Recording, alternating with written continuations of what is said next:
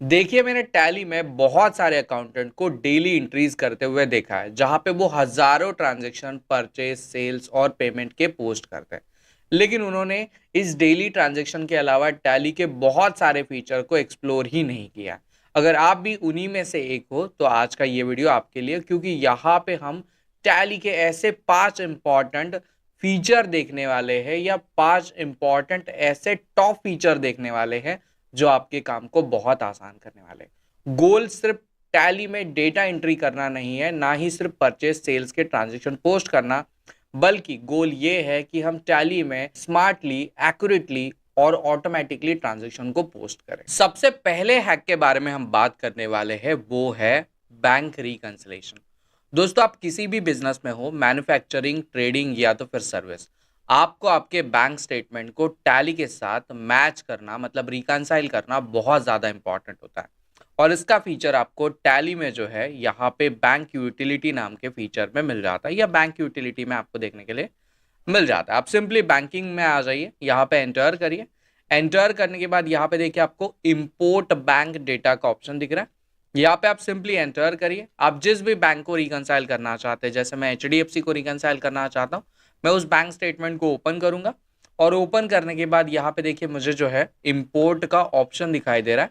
इस इंपोर्ट वाले ऑप्शन पे क्लिक करके जो भी मेरा बैंक स्टेटमेंट है यहाँ पे एंटर करके, उस बैंक स्टेटमेंट को मैं एक पर्टिकुलर बैंक को यहाँ पे सिलेक्ट करके, जिस भी फोल्डर में आपने अपना बैंक का डेटा रखा हुआ है, और इसके फॉर्मेट भी है, जैसे एक्सेल फॉर्मेट है, CSV फॉर्मेट है, आप जिस भी फॉर्मेट में आपका बैंक स्टेटमेंट आपने रखा है, उस स्टेटमेंट को यहाँ पे आप इंपोर्ट करके ऑटोमेटिकली रिकंसाइल कर सकते हैं। रिकंसिलेशन का अब तक का हमारा तरीका क्या था? हम मैनुअल तरीके से अपने बैंक स्टेटमेंट को प्रिंट आउट में लेते थे और 1111 टिक करते थे कि हाँ भाई, ये ट्रांजेक्शन पोस्ट हो गया, ये ट्रांजेक्शन पोस्ट हो गया। टैली आपको जो है वो ऑटोमेशन का फीचर दे देता है।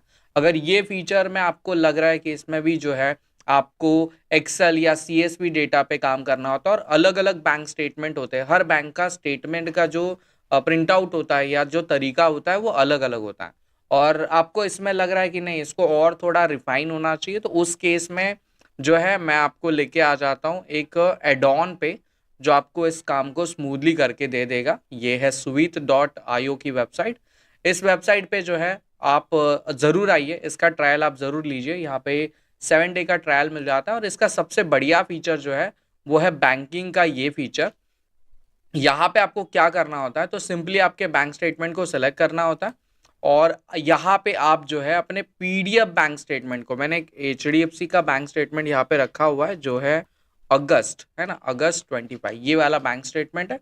इस बैंक स्टेटमेंट को आप अपलोड करिए। आपका PDF बैंक स्टेटमेंट जो है वो सुविध रीड करके आपके टैली में पुश भी कर देता है।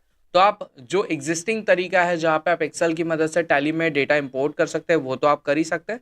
दूसरा, आप सुविध की मदद से भी इस काम को ऑटोमेट कर। अब दूसरे हैक के बारे में जानते हैं, और ये हैक हमारे लिए बहुत ज्यादा इंपॉर्टेंट है। हम क्या करते हैं, हर महीने जो है वो रिपीटिव ट्रांजेक्शन को पोस्ट करते हैं। कौन कौन से?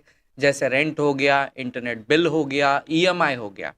अब इन ट्रांजेक्शन को हमें हर महीने पोस्ट करना होता है, और हम हर महीने इस ट्रांजेक्शन को मैनुअल जो है वो बुक करते हैं। लेकिन इसका एक स्मार्ट तरीका टैली में ऑलरेडी अवेलेबल है। कौन सा है वो तरीका? तो इसके लिए गेटवे ऑफ टैली पे आते हैं, वाउचर्स वाले ऑप्शन पे आते हैं। यहाँ पे आप आइए, वाउचर में एंटर करिए। एंटर करने के बाद यहाँ पे देखिए आपको अदर वाउचर का ऑप्शन दिख रहा है। यहाँ पे आप आइए, क्लिक करिए, और यहाँ पे आने के बाद आपको देखिए मेमोरेंडम वाउचर का फीचर या मेमोरेंडम वाउचर का ऑप्शन आपको देखने के लिए मिल जाता है। जो भी आपके रिपीटिव ट्रांजेक्शन्स है, जैसे rent, electricity, telephone bill, mobile bill, जिस तरीके के भी आप रिपीटिव ट्रांजेक्शन पोस्ट करते हैं, उन सारे ट्रांजेक्शन को यहाँ पे आप रिकॉर्ड करिए, और हर महीने बस एक क्लिक में इन्हें एक्टिव कर दीजिए। इसका एक दूसरा तरीका भी है। अगर आप ऑलरेडी कोई ट्रांजेक्शन पोस्ट कर रहे हैं, जैसे हम डे बुक में आते हैं, और यहाँ पे ये मेरा परचेज का एक ट्रांजेक्शन है, अगर ये मुझे नेक्स्ट मंथ भी पोस्ट करना है, तो मैं क्या करूंगा, अभी आप यहाँ पे देख सकते हैं 30 जून को हमने ये ट्रांजेक्शन पोस्ट किया।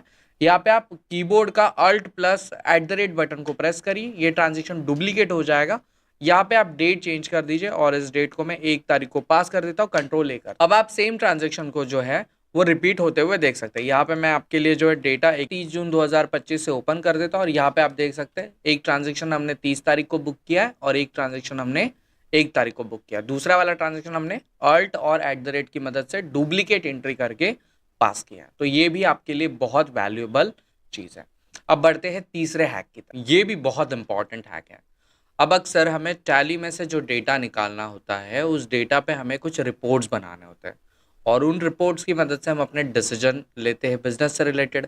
लेकिन क्या आपने कभी ये सोचा है कि जो टैली से हम डेटा एक्सेल में निकाल के वहाँ पे कुछ R&D कर रहे हैं या कुछ फॉर्मूला सेट कर रहे हैं, ऐसी चीज़ें अगर हम टैली में ही कर पाए तो? आपने पाइवोट टेबल का नाम तो ज़रूर सुना रहेगा। हम टैली से जब डेटा एक्सपोर्ट करेंगे तो पाइवोट टेबल लगा के एक्सपोर्ट करेंगे। सुनने में कितना अमेजिंग लग रहा है, करने में भी इतना आसान है। चलिए मैं आपको बताता हूँ ये होगा कैसे। सो इसके लिए हम आ जाते हैं हमारे टैली पे और मैं यहाँ पे डिस्प्ले मोर रिपोर्ट पे आ जाता हूँ। यहाँ पे हम एंटर करते हैं और हम आ जाते हैं यहाँ पे अकाउंट्स बुक में एंटर करते हैं। मैं सेल्स पे आ जाता हूँ, है ना, या तो फिर हम परचेस पे कहीं पे भी आ सकते हैं। मेरे सेल्स और परचेस में ना दोनों में मैंने इन्वेंटरी मैनेज नहीं किया है, तो जिस तरीके का रिपोर्ट आप अज्यूम कर रहे हैं उस तरीके का रिपोर्ट मेरे पास नहीं निकलेगा। अगर आप इन्वेंटरी वगैरह मेंटेन करते हैं तो आपके लिए ये बहुत कमाल की चीज़ है। तो ये निकलेगा कैसे, चलिए मैं आपको बताता हूँ। तो हम किसी भी मंथ का डेटा यहाँ पे ओपन करते हैं। ये मेरा डेटा एक बार लोड होने दीजिए और एक मिनट हो गया ये। अब यहाँ पे देखिए आपको एक्सपोर्ट का ऑप्शन दिख रहा है ना। स्क्रीन को जूम इन करते हैं, एक्सपोर्ट का ऑप्शन दिख रहा है। यहाँ पे फर्स्ट ऑप्शन दिख रहा है आपको करंट का, इस ऑप्शन पे आइए, एंटर करिए। कॉन्फ़िगरेशन वाले ऑप्शन पे आ जाइए, एंटर करिए। एंटर करने के बाद यहाँ पे देखिए आपको ना पहले तो एक्सपोर्ट की जो फॉर्मेट है वो डिसाइड करनी है कि आपका डेटा कौन से फॉर्मेट में एक्सपोर्ट हो रहा है, क्योंकि टैली में बहुत सारे अलग अलग फॉर्मेट्स हमारे लिए अवेलेबल है। ये यहाँ पे आप देख सकते हैं, ये ASCII जो कॉमन डिलिमिटेड है, एक्सेल फॉर्मेट है, HTML है, JPG है, PNG AJPG है, PDF है, XML है। तो आप किसी भी फॉर्मेट में यहाँ से डेटा एक्सपोर्ट कर सकते हैं। तो पाइवोट टेबल लगाना है तो डेफिनेटली एक्सेल होना चाहिए। यहाँ पे आप एक्सेल करिए। इसके बाद में यहाँ पे अगर आपको पाइवोट टेबल का ऑप्शन कहीं पे भी नहीं दिख रहा तो डोंट वरी, आपको यहाँ पे टॉप पे आना है और यहाँ पे आपको लिखना है पाइवोट, है ना। यहाँ से हम हटा देते हैं। यहाँ पे मैं यहाँ पे ऐसे पाइवोट लिख लेता हूँ। मैंने पूरा भी नहीं लिखा, अपने आप हमारे टैली में समझ लिया कि एक्सपोर्ट फॉर पाइवोट टेबल, इस ऑप्शन को आपको यस करना है। जैसे आप एंटर करेंगे अब आपका डेटा जब एक्सपोर्ट होगा तो पाइवोट के साथ होगा, ठीक है। मेरे केस में मेरे स्टॉक आइटम नहीं है तो उस तरीके से नहीं आएगा। अभी तक हमने 3 हैक्स को समझा है। अगर आपको ये वीडियो अच्छा लग रहा है तो वीडियो को लाइक करिए, अपने दोस्तों के साथ शेयर करिए। अब बढ़ते हैं चौथे इंपॉर्टेंट हैक की तरफ, जो है सिक्योरिटी कंट्रोल का हैक। अगर आपकी टीम में एक से ज़्यादा लोग काम करते हैं और आप उनको लिमिटेड एक्सेस देना चाहते हैं तो उसके लिए आपको क्या करना है ये भी मैं यहाँ पे बता देता हूँ। इसके लिए हम कोई भी पुराना डेटा यहाँ पे ओपन करेंगे, क्योंकि इस डेटा के ऊपर जो है मेरा थोड़ा काम चल रहा है। तो हम कोई भी एक पुराना डेटा यहाँ पे ओपन करने की कोशिश करते हैं। जैसे हम यहाँ पे मोबाइल शॉप का डेटा यहाँ पे ओपन करते हैं। क्या मुझे बैकअप की ज़रूरत है? नहीं ज़रूरत है ना। ये डेटा को मैंने ओपन कर लिया। अब सिक्योरिटी कैसे लगाना होता है? सो सिक्योरिटी लगाने के लिए देखिए यहाँ पे आपको जो है वो एक ऑप्शन देखने के लिए मिल जाता है। यहाँ पे देखिए आपको जो है एक ऑप्शन देखने के लिए मिल जाता है जो है कंपनी का। अब कंपनी वाले फीचर पे आइए, अल्टर पे आइए। सबसे पहले देखिए क्या आपने अपने कंपनी में जो है वो सिक्योरिटी अनेबल करके रखी है या नहीं। अगर आपने इस ऑप्शन को यस रखा है, यहाँ पे आपने जो भी आईडी पासवर्ड है, जैसे मैंने एडमिन आईडी दे दिया और पासवर्ड हम यहाँ पे 123 दे रहे हैं, ठीक है। अगर ये आपने करके रखा हुआ है तब आप यहाँ पे अपने यूजर्स को जो है वो ऐड कर सकते हैं। कैसे ये ऐड होंगे चलिए मैं बताता हूँ। इसके लिए यहाँ पे आप जो है वो कंपनी वाले ऑप्शन पे आ जाइए, थोड़ा सा जो है इसे स्क्रॉल करिए, यहाँ पे आप यूज़र बना सकते हैं।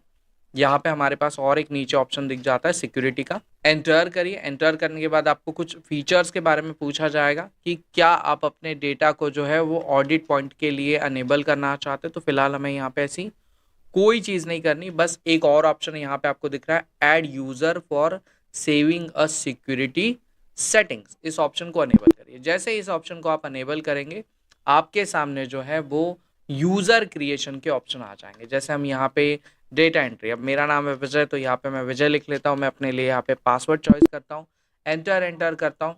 अब मेरी टैली जो खुली थी वो खुली थी एडमीन्स में, है ना। यहाँ पे आप देख सकते हैं मैंने यहाँ पे एडमीन लिखा था, इसका पासवर्ड दिया था 123।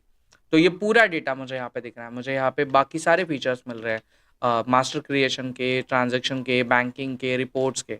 अब इसी टैली को अगर मैं मेरे डेटा एंट्री ऑपरेटर वाले यूज़र के साथ में खुलूँ, जैसे मेरा नाम यहाँ पे मैं लिख रहा हूँ, पासवर्ड है 123 एंटर। अब आप देख सकते हैं मेरे पास काफ़ी लिमिटेड एक्सेस है ना। तो ये है चौथा फीचर जो आपको काफ़ी काम में आता है।